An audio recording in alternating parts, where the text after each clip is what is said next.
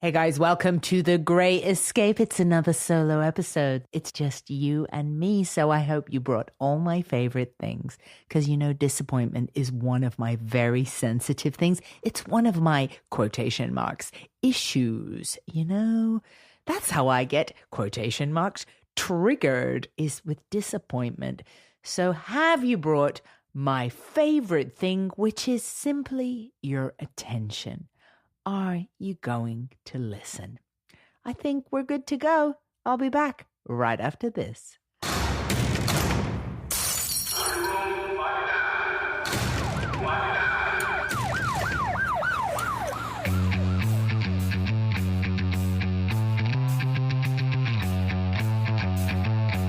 All right, so what am I doing back with another solo episode when I have fantastic people I could be bringing you, like Paul Davids? He's my very soon upcoming episode. It's Marilyn Monroe Declassified, and it's pretty awesome. I also have the global crystal guru, Judy Hall, coming up.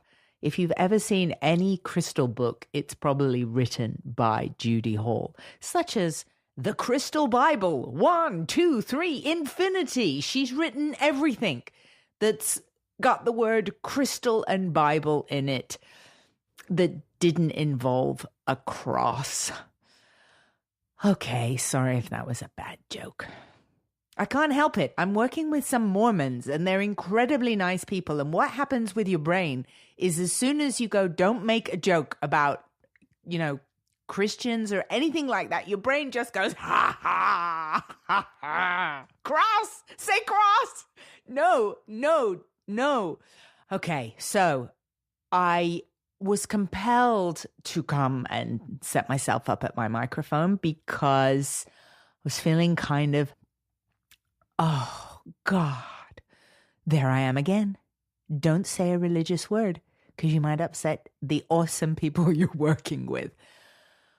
But I think I do say God a lot. I don't think it's a bad thing. I don't mean it. It's maybe a subtle cry for help, which in a way should be a compliment, right?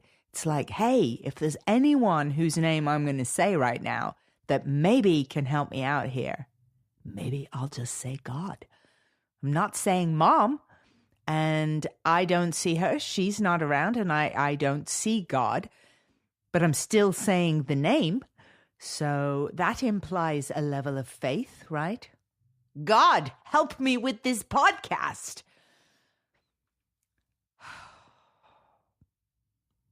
How I feel right now is like I'm speaking hardware that I've picked up at the aisle in Home Depot.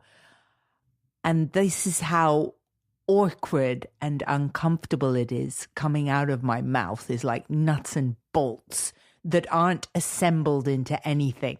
It's just raw components of intentions and emotions, desperate to build a little house that I can show you guys that have some meaning. So I'm going to pick up the nuts and bolts right now and try and be very honest as to why I sat down by the microphone. I had written 3 goals for this weekend. It's a long weekend here in America. It's called President's Day, which I know for the rest of the world is kind of ridiculous. Like, we don't have a Prime Minister's Day in England. We don't have one in Canada either. Those are my main countries that I haunt, is England, America, and Canada. Although I have been to lots of other countries, and but I haven't experienced like, hey, the guy who's running us and our ship, let's just have a day off for this issue. I don't know a lot about President's Day, I'll be honest. Even though I'm in America, I haven't researched it, but I know it has the word president in it. And that word right now is such a controversial word. I'm not a political person. I like to stay as neutral as possible on those things. I think it's in my name, gray. I fall between black and white. I see both sides. I kind of live and breathe both sides. There are some things that as I as an adult, learned were liberal views and some that were conservative views. I didn't even know what those things were until I started to be surrounded by more political people who said, oh, that's kind of liberal, or that's kind of conservative. So I'm a hybrid anyway. I think I have thoughts and opinions that fall on both sides.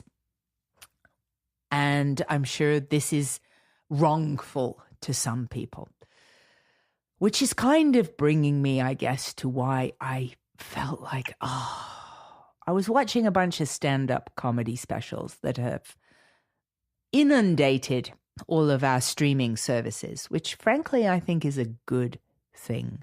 Let's have the awful things that are happening around us expressed by people who can make them funny. I think I've never been more grateful for comedians right now in my life, because it just seems that the world is becoming more and more turbulent.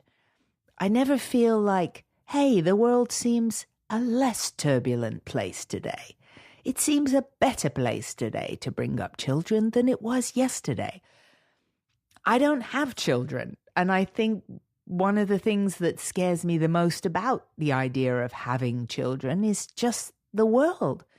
When you see the awful things happening and you think, well, how can I knowingly bring a person into this? It's like going to a terrible party where it's just horrible. The food's frozen. The cocktails are made with orange juice that's gone bad, and there's flies on the fruit that's decorating the cocktails. Even the umbrellas are limp. It's an awful party. You wouldn't invite people. You'd go, hey, you know what? Skip this one. So I guess this is a little bit my current viewpoint. And I know this sounds horribly negative, and I talk so much about being positive. But hey, I'm a human, and I'm surrounded by other humans and information that comes from other humans. You know, I avoid the news, yet still I've heard about the awful shooting in Florida, and I get super affected by this stuff. It's just horrible. So I was watching stand-up comedy specials, and I haven't done stand-up for a while, and I feel so strongly like I want to get back to doing some stand-up. But I thought, why? Why? And this is a really quite profound question for many comedians to try and explore in the dark recesses of their mind. Why do you even want to do this? It's brutal. You get on a stage and you say stuff, and the odds are really stacked against you that people are going to laugh, because at some point you've got to say it for the first time when it's not refined and honed and crafted. And you might bomb or get heckled and this kind of stuff. Why? So I was asking myself this tonight. And I guess the answer was because deep down in all of the topics that I've talked about, which usually is just self-deprecating material about me or about growing up in England and being British and having British family and all that sort of stuff, deep down is the voice that I think is still waiting to come out that says, people, something isn't right here. This isn't right, how things are. And on a really primitive level, I look at why aren't things right? And it just boils down to where people were born and the stories they were told while they were growing up. That's pretty much it. Everything wrong with the world can be simmered down to where you're born and what you were told. What are those stories? And many of it is stories. It involves people that are invisible, religious figures, that it's hard to know if anybody's ever actually met them, because most of the stories are passed down from books and from information. It would be a lot more helpful if some of the people that play such a significant role in how the world lives, how people live their lives in all the different countries and religions of the world. It would be just so helpful if the guy or the girl that was the main focus of the religion or the belief system, if they were here, it would be so helpful. But they're not. So faith comes into it. And I think faith is fantastic. I have faith in my own set of beliefs, you know, a belief in something greater than us, a belief in an intelligence far greater than our raw conscious mind, you know. Plants and trees are more intelligent than us. They've been around longer than us. They know how to squash their enemy. They just make their branches bigger so that their enemy beneath them doesn't get the sun. That's what they do. I've seen it. My dad has pointed it out to me in their garden in Canada. The intelligence of plants and trees. If you look up online videos and photographs of the intelligence of trees, it's incredible. They'll grow through a fence. That's what they think about boundaries. Trees just grow through it. They let the boundary become a part of them, and they become bigger than that boundary. Maybe that's what we need to do. We take in the opinions that restrict us, but we allow ourselves to grow bigger than the restriction. It's inside of us, but we're bigger than it. Trust me, I don't know if that makes any sense either. I'm just talking. So I wrote a poem in other news, and it kind of has something to do with my podcast because some of my podcast gear broke. So I took it to the great folks at Apogee. And I'm saying they're great folks because they really were. I wasn't paid. I didn't get a discount. I was charged full price to fix my gear. But foolishly, like I was some mother who'd just given birth to a baby, or maybe even the dad, because if I was the mom and I'd given birth to the baby, I'd just be in bed, like probably doped up. But if I was the dad, I'd be looking through the glass at the little baby and his little cot. So that's how I felt about my Apogee preamp. It was really precious to me, and I delivered it into Santa Monica's Apogee Service Center. And I naturally felt like this, parent of a newborn, that for some reason I felt I was going to follow my gear to where they were taking it. And I would watch them do some diagnostics, and I'd be part of it like a parent, like I had birthed my Apogee preamp, and I was going to be Papa Bear and very protective. So it quite stunned me, and I'm not making this up. That's how I thought it was going to go down at the Apogee Service Center. It stunned me when this really polite, nice guy came out, and he just took the Apogee and said, yeah, we'll run some diagnostics and we'll come back to you. And I literally was a bit, probably, the guy probably thought I was weird, because I'm sure that my reaction was basically weird. I was like, oh, so I don't get to come with the, okay.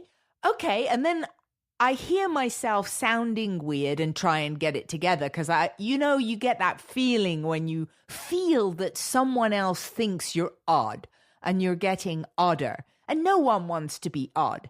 And I've spent a great deal of my life being odd. I was a Brit growing up then in Canada and then moving to America, and I always was the odd one out wherever I was. I was basically a little common girl from Birmingham, and then my parents sent me to a posh school. So I was the odd one out. It was a convent, and everyone was Catholic, and I wasn't. Again, I was the odd one out. So I'm sensitive to feeling the odd one out, and this I was acing, feeling and being the odd one out at the Apogee Service Center, where I appeared to have some kind of anxiety attack when the service tech guy wanted to remove the preamps from my possession, which is just like a little cute metal box that looks, it's like maybe the size of a Kleenex box with a nice juicy big button on it and some lights. So that's what I'm talking about here. Not a baby, not something that would make sense that I would worry if a stranger, a man, took it away from me. But I had that same reaction, even though it wasn't a baby. So I, of course, conceded and I said, yeah, take it away. And I had a few minutes to spare. He said he would only be 5 minutes, maybe 10, running some diagnostics. So I had to wait, and I was the only person. And I just was like, oh, God, I can't sit doing nothing, because then my mind just goes nuts. I don't know about you guys, or you, specifically you. When you have nothing on your mind, doesn't your mind then kind of go berserk and start to get really creative and need to feel that it's expressing itself? It's suddenly like, oh my God, she's not thinking about her job right now. She's not thinking about laundry, food, the bills. I got her attention. Hey, I've got something to say. Well, that's what happened with my mind when I was left by myself. So I had a notebook with me because I've been doing a little bit of comedy activities. So I had my notebook with me, and I just got out my pen and I thought, I'll write a poem. I'm not a poet. I don't claim to know how to write poems. That's really highfalutin stuff. These are, there's comedians and then there's poets. They're like the top of everything, right? Like if you vaporize everything that's ever been written and it was distilled and distilled, I'm sure what would be left would be the poetry. That's what would be left. But I thought, I'll write a poem. Can you tell I'm stalling reading you this poem? Well, I am. I'll preface it. I've read it so far, to one person, and I prefaced it by saying I wrote a shitty poem. So that's how I feel about my poem, just so you can have your expectations set so low. Like if it was an equalizer, you will bring all levels down, all right? Like zero, like my poem could be one word, all right? Set your expectations there. So I read it to one person, but then they liked the poem. That gave me confidence, misplaced confidence, and I did the unthinkable, and I read my poem to my parents. I read it over the phone because they're Brits, but they live in Canada now. So we have a lot of speakerphone conversations. I read them the poem, and I got the dreaded nothing at the end of it, like silence. Now, I'm really familiar with this with my parents, and every time it happens, I vow never to present them any of my sort of written or creative work again, because it's so painful. Silence is so painful. It would be less painful if my mum just said, that was so shit. I can't believe I birthed you, right? That would be less painful than the silence. And then my mum even said to me, and so what did you write this for? And I had told her all the preamp stuff I just told you. But clearly she hadn't listened. Now, I don't blame her. She's got a lot on her mind. Trust me. Lots of stuff on her mind. Everybody's got stuff on their mind. So I can't blame my mum for listening. But look how I managed to procrastinate another 2 minutes in reading this poem to you. All right. So I think we're there. I believe I have already referred to my poem as a shitty poem. I was so not confident about the poem, I didn't even give it a title. I've literally called it Poem 1A. This should indicate the volume of poems that we're dealing with here. This is Poem 1A. It's the first poem in my book. All right, so, okay, I'm going to read you my poem now that you are really ready for a shitty poem. I think this is a good place. All right. I've got my little book that I had with me in the Apogee waiting room. Okay. And I wrote it really fast. Okay. Shut up, Natalie, and read this frickin' poem. All right? Okay. This is a poem in a chair, written as though I was not there. Finding solace on an empty cloud. Seems to me I think out loud. Isn't this to make some sense? Who gives a fuck in my defense? You're probably not listening anyways, staring at your phone till the end of days, which means I can say anything. Give me all your money or a diamond ring. I'm speaking with no filter on, so protect your mind in case you find it gone. Blessings are here if you're ready to receive, but they don't just come unless you live and breathe. They'll float right by to the next in line. You'll miss your chance and then you'll whine.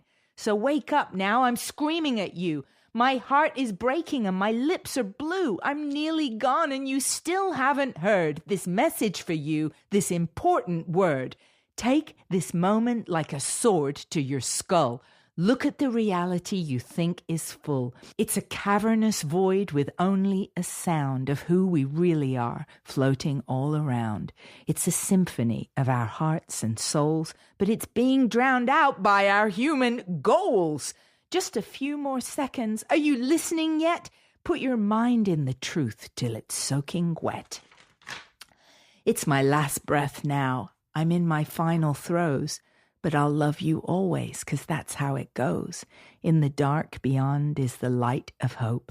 So don't fear the slumber, 'cause I promise you'll cope. It's all about living with your eyes wide shut, ignoring your head and obeying your gut, following the compass of your purest heart, and learning that the end is really the start. I'll conclude this now with this secret for you. Live like you're the music, and there's your cue.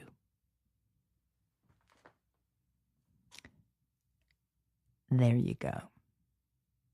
There's my poem. All right? I want you to know I feel a significant level of bravery in reading that to you, because that's pretty personal. Stream of consciousness. It's a fucking poem, and I wrote it. Does that mean if I get vaporized that I will be distilled into some level of consciousness because I wrote a poem? Thank you for listening. Thank you guys for listening to this. Okay, I had something else I was going to talk about, just to give you some possibly valuable content. All right, depression. So I started to feel a little bit of that familiar feeling tonight. Sometimes it happens when I watch stand-up comedy specials, because between the laughter, I feel enormous guilt that I haven't been doing stand-up. I feel a great pressure. But I took some time off. If you've listened from a few episodes back, you know why. Life took twists and turns and some tragedies and changes. But I guess it's in me to do it. And so sometimes I feel like it eats at me. Oh, why aren't you doing that? And I felt this familiar feeling in my bones. Oh, good old depression. Now there's something I know quite a bit about. I consider myself somewhat of an expert on depression and its variations, like a connoisseur of pain. Oh, I so needed a C word there. That would have been really impressive. I would have impressed myself if I could have said the connoisseur of, not consciousness, but something to do with depression. Frack me. There's a Battlestar Galactica reference. Now there's a brilliant series. But I digress. In 2001, I got really depressed, and I spent a great deal of time wanting to top myself, and I became pretty obsessed about it. Everything I would look at, I saw as a way that I could finish myself off. If I was driving, I would think, God, I could just drive off this cliff right now, or drive into this wall right now. And it was horrible. I would look at a paper towel holder and think, if I stabbed that in my eye, it'd all be over. And I experienced a great deal of physicality with depression. When it got really bad, I felt as though there were hands choking me around my neck, invisible hands holding me down, and I would lie on the couch and feel physically choked. It was terrible. And I had painted a lot. I'm a paintery kind of person, made a lot of my livelihood from painting. And I'd never done any abstract painting or always realism. But June 16th, 2001 was an especially bad day. And I'd been dealing with this wanting to top myself for quite a long time. And I just didn't want to deal with it anymore. So that was the day I wrote my suicide note. June 16th, 2001, just 6 days after my birthday, which had been a catastrophic disappointment. And as I said, disappointment is a big weak spot for me. Anyway, I had done a mural of the Sistine Chapel because I did a lot of murals back then. You can look it up online on my website, nataliegray.com. If you don't believe me, I really did. Or Google it, Natalie Gray, Sistine Chapel. And I spent 520 hours working on this reproduction of Michelangelo's Sistine Chapel on Sunset Boulevard. And I was feeling depressed through all of it, but the day I finished the mural was when the rug really was pulled out from under me. Because you know how I said earlier that somewhere in you there's a little voice that's waiting to speak, but you're distracted? Well, the Sistine Chapel mural was my distraction. So when it was done, all of a sudden there was this surge of, now I have your attention. It's time. You don't belong in this world. Massively painful feelings. I mean, to want to end your own life, you know that there was some crippling emotional decay and erosion going on. This feeling that your soul, who you are, is just slipping out of you. I know these are pretty harsh words. And for me, the most physical thing, as well as the feeling of invisible hands around my neck, I felt like my bones turned to chalk and I could hardly move because the level of weakness in my bones, they were made of chalk. Felt like if I stood up off of the couch, my legs would just be so brittle they'd just fold and turn into dust underneath me. It's a terrible feeling. Well, I was ready to have done with it all, and I wrote a juicy mofo of a suicide note. And that is the first day I did an abstract painting, the day I wrote my suicide note. So I had these really expensive paints left from doing my Sistine Chapel mural. I bought the very best paints, the ones they use at Walt Disney, and they were acrylics because I needed everything to dry fast, but super high quality. And I'd never had such lovely paints, and I didn't want to waste them. So despite my incredible suicidal tendency that happened on June 16th, 2001, I still had a sense of thrift and value, and I didn't want to go out leaving behind such great paints that I had never had the chance to use before. So I took them out on my balcony, and I had all this canvas left over from the Sistine Chapel mural. And I just started to smash paint around. Now, full disclosure, I never trained as an artist. I'm self-taught completely. I've had no fancy degree, no fancy training at all when it comes to painting. I learned to paint when I was 15, 16 years old by painting album covers. I learned how to do detail from Iron Maiden albums that people would have me paint on T-shirts. That's how I learned to paint. Okay. But I'm pretty good at it. You can look online and check it out for yourself. But I used to make fun of abstract artists because I could draw stuff and paint stuff that looked like stuff. So I thought, if you do paintings that don't look like stuff, I honestly thought that it was a cover-up for people who couldn't really draw, like cheating. Yes, I know this is horribly ignorant. I'm owning that. It's a terrible thing that I used to think, that abstract art was people who couldn't really draw. All right? There you go. Full confessional. That's what I used to think. Here I was, suddenly with an empty canvas in front of me on my balcony, with the suicide note waiting inside the apartment. And I got paintbrushes and I just started to smash the paint around on the canvas.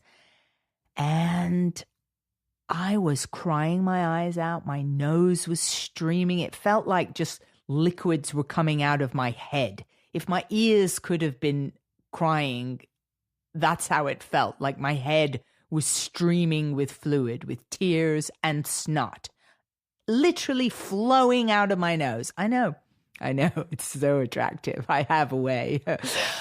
Okay. See, I'm trying to dodge the truth by making light of it there. But I caught myself, all right? So now I'm back with the truth of it. But here's the thing. I painted for 2 hours, just splodges of paint. You couldn't discern anything. You couldn't go, oh, that looks like a bird. No, there was none of that. It was splodges of paint. And I felt a little bit better after this. So I postponed wanting to end it all. And the next day, I did some more paintings on my balcony. And I felt a little bit better. So basically, I stayed locked away in my apartment for 30 days. And I used up all the paint and all the canvas, which allowed me to do 44 canvases. And no shit, Sherlock, at the end of it, I didn't want to kill myself anymore. Something had been exorcised out of me via the art. And I'd painted since I was a kid and sold my work. But I used to just think, I'm a painter. I always felt the word artist was pretty fancy and kind of conceited and pretentious. But when my raw emotion splodged itself onto the canvas in all of its raw ugliness, it was the very first time I thought, oh, maybe I'm an artist. It's subjective. What is an artist? We all have our own ideas. But to me, I think I felt I crossed over into new terrain where things became so real and painful and were able to be expressed. To me, that is what art is about, taking the pain and expressing it. So you don't have to feel it anymore. And maybe the expression of the pain can help other people not feel it either, which is a lot of what comedy's about, all those topics that brave comedians talk about. So I hid the paintings away for a few years because I didn't want anybody to see them. I thought if people see these paintings, they're going to think, well, she's off her rocker. And maybe I was. Maybe I am. Who knows? Who gets to judge who's on and off a rocker? Surely not me. Finally, though, in about 2004, I had them in my apartment all bunched up like a giant deck of cards stacked against each other. And somebody wanted to see a painting. And I, at this point, felt so well emotionally in my life that I showed them a painting and they said, wow, I really like that, which I was flabbergasted. So then I, again, had an immediate sense of confidence. Oh, well, then let's show you more. And I ended up having an art exhibit. And a giant major art buyer flew from Miami to see my work. And even though I've performed like over 1,000 sets of stand-up comedy, I've never been so nervous as when somebody came to look at my artwork, this abstract art on the walls, because this wasn't crafted material. This was raw me splodged out for anybody to look at and judge. So my hand was trembling, but he came in, looked at my work, and he just goes, I hope you like to travel. We're sending you a contract. You're the next Jackson Pollock. Well, I am embarrassed to say I was unfamiliar with Jackson Pollock, so I immediately rented the movie, Pollock, and watched it, and I thought, okay, clearly another disturbed individual. But I sold a bunch of my paintings, and what started out to be such a horrible thing became a huge blessing. Kind of dug me out a bit at the time. It funded me financially, which was certainly not hurtful in Los Angeles. And yeah, that's my story of being depressed and wanting to kill myself. Now, in this story is also some experience with antidepressants, because of course I went to get some help, and maybe on another podcast I'll talk about some of the issues that got me into my depression. Things that many people have to deal with, things that are very topical in the news right now, shall I say. That's all I'll say. But I got to go and see some counselors and a psychiatrist who was really helpful. And he didn't want to give me antidepressants, even though I said I feel really suicidal. And he said, I'm not about prescribing pills, but when it comes to the time that you really tell me you want to hurt yourself, then that's when I'll give you something. So that day, of course, that did happen right around this time. And I took some medication and it helped. And I think I was really lucky because it helped me almost immediately. And I've met so many people who said, oh, I had to try like 5 antidepressants before one helped me. Well, I tried Celexa. And almost immediately I felt better, which my doctor said, well, that's a placebo effect. You couldn't possibly feel better that fast. Well, long live the placebo effect, because I felt better. So I started to then have experience of what it was like to be on antidepressants. Now, this is a long time ago, 2001. It's a long time ago. But they really, really helped. And here's how I describe whether you're on them or you're thinking of taking antidepressants. Maybe if it's something you've wondered what it's like or how you get off them. I went through that whole process. And my way of seeing it is antidepressants help regulate your brain chemistry. Those SSRIs, selective serotonin reuptake inhibitors. Basically, they're stopping your brain from gobbling up the happy, feel-good, well-being serotonin chemical.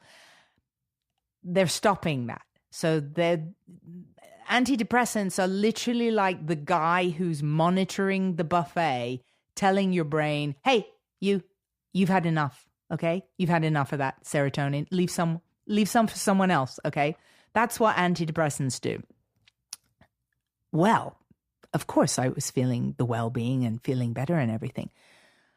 But I thought, how am I ever going to come off these? I didn't want to be on medication for the rest of my life, and I didn't feel 100% the same on antidepressants. I was aware of a bit of a sense of that you don't care quite so much about things, which is great if you need the help at the time. But it's maybe not so great for other people around you if you don't care quite as much about things. Or maybe you might drive into traffic because you think, you know what? I might get into a fender bender. Oh, look at that, I did. I know one girl who took antidepressants during 9/11. She was already on them, and she literally 9/11 came and went in her life. And then when she came off her antidepressants, she had a massive breakdown because then it hit her. 9/11 hit her with a delayed reaction. So when I wanted to come off my antidepressants about a year afterwards, I tried to do it really quickly and immediately felt plummeting into depression again. So what I did is I had a little X-Acto knife from my art supplies, and I started to carve up my little pills and really wean off them very slowly. So I took about another year slowly making micro adjustments to the dose. And I've never needed them again. So I guess that was like 2002. 2002 around, or 2003, I came off them. And the reason I think I haven't needed them again is because I believe what antidepressants do is when you're feeling happy or better, your brain starts to carve out new neural pathways. There's electricity going on in your brain, like trillions of little electrical transactions going on in your brain all the time. Imagine that. Even during my shitty poem, my brain had been making millions and zillions of electrical transactions. But with depression, the roadmaps of thought go not to Las Vegas, they go to Depressionville. That's where the road is carved because you've gone that route so many times. Whatever the hit in your life that happens, whether it's disappointment or somebody being angry at you, whatever the trigger is for you to feel bad and go into a downward spiral, if you've already had it happen a few times, well, there's a nice big super freeway heading to a very nasty place in your mind, in your psyche, in your subconscious, your consciousness. But if you've had a little spell on antidepressants, if you've really needed it, i.e. you've gotten to the point where life isn't worth living, that's really a good time to get some sensible help from a very competent, highly regarded psychiatrist, not just a GP or a doctor who pushes pills because he gets a bump every prescription he gives. Treat your brain with great respect and you take it to somebody who really knows about this stuff. Do your research. Look at those Yelp reviews. But the antidepressants will let a new roadway be carved. So instead of me and disappointment, for example, which led a superhighway of disappointment to doom and the end of it all was my superhighway. Well, on the antidepressants, suddenly there's a little mossy, grassy bank, and I'm taking that route when I'm disappointed. And because the antidepressants are allowing me to see another way I can react and perceive and experience. Instead of seeing it the superhighway to gloom and doom and disappointment, I suddenly can see, oh, you know what? This is just how it happened because this is what happens in this industry or with relationships. And the longer that time goes by, that little tiny mossy pathway, you walk over it a few times. You have a few experiences, a few journeys, and suddenly your little mossy way through the forest has become a little clearing. Maybe a bike can ride through there.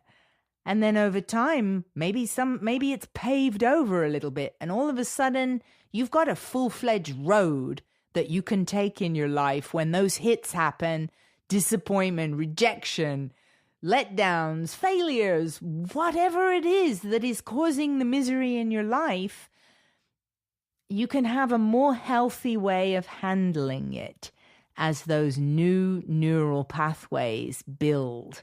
And that was my experience. And so I'm very grateful because I'm more than happy to moan about Big Pharma, don't get me wrong. But when used appropriately, medicine is great. Medicine saves lives. Medicine helps people. Not all medicine. Do I think it's overprescribed? Absolutely. It's a giant money-making business, but it doesn't mean that in the fray there isn't some good, darn useful stuff that can help people in their life. I'm going to wrap up this chit-chat on depression, but I want to share something profoundly positive about having the experience of a very big depression. Is boy, can you discover an amazing light at the end of the tunnel. When you come out of it, it's if you've got proper help, which I cannot emphasize enough, going and finding someone to talk to, a proper qualified professional who can talk through issues of the psyche, mental health issues. Talk therapy is fantastic. If you're prescribed the antidepressants, it must be hand in hand with talk therapy, or else you're just putting a Band-Aid on a wound. You've got to heal the wound with the talk therapy. I believe this fully and completely. Antidepressants without the talk therapy is not a solution. It'll tide you over indefinitely, but is that what you want? Or do you want to get to the root of the problem and let antidepressants support you while you're on the journey to really get your life in a better place? All right. The crappiest part of the depression, to wrap up, is that you can't see outside of it when you're in it. It's like being at the bottom of a well. You can't see the light. Therefore, how can you possibly know something great could be waiting for you in your future?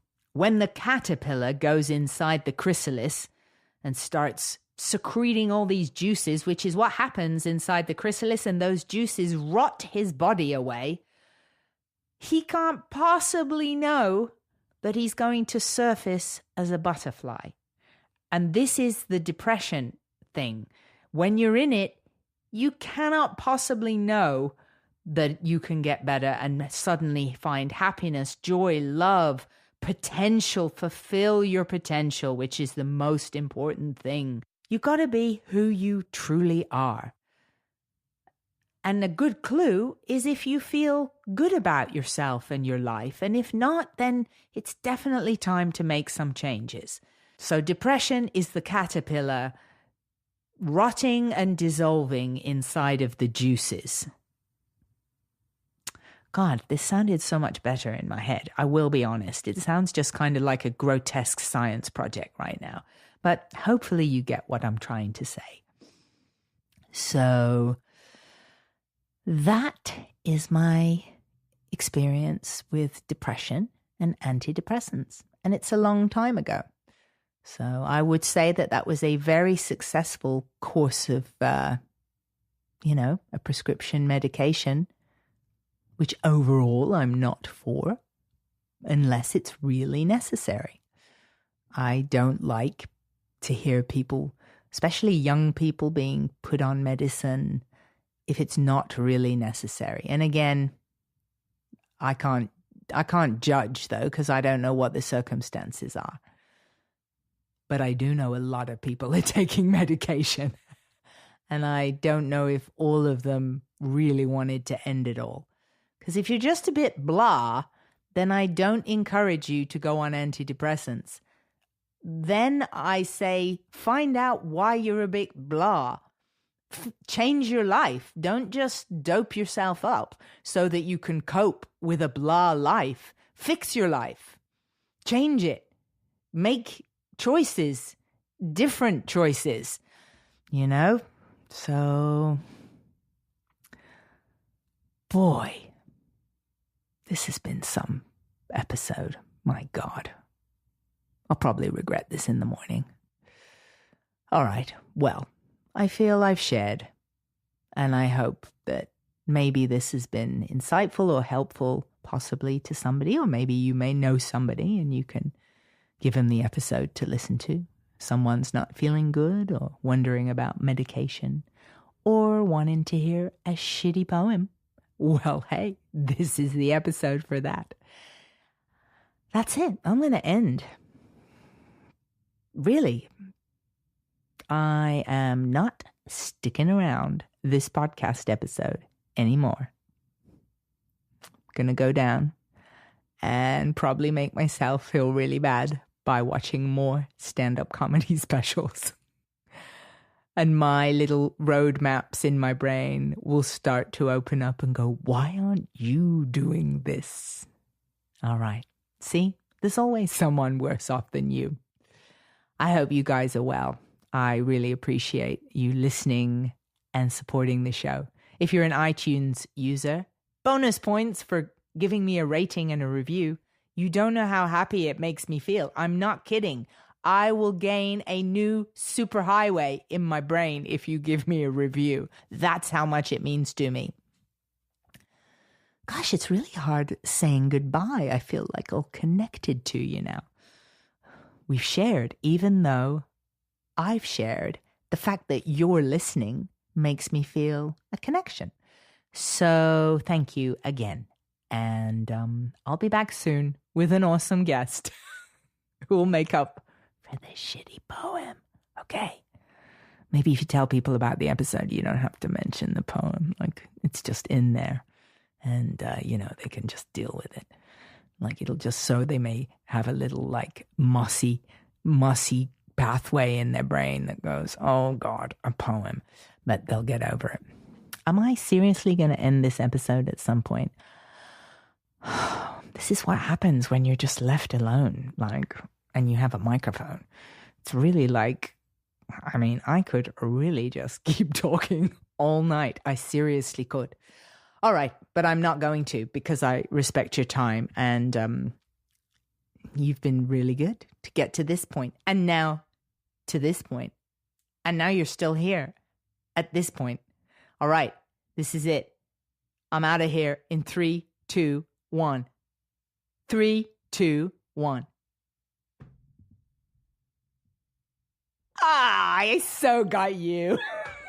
Okay, bye guys. I'll catch you next time on The Grey Escape.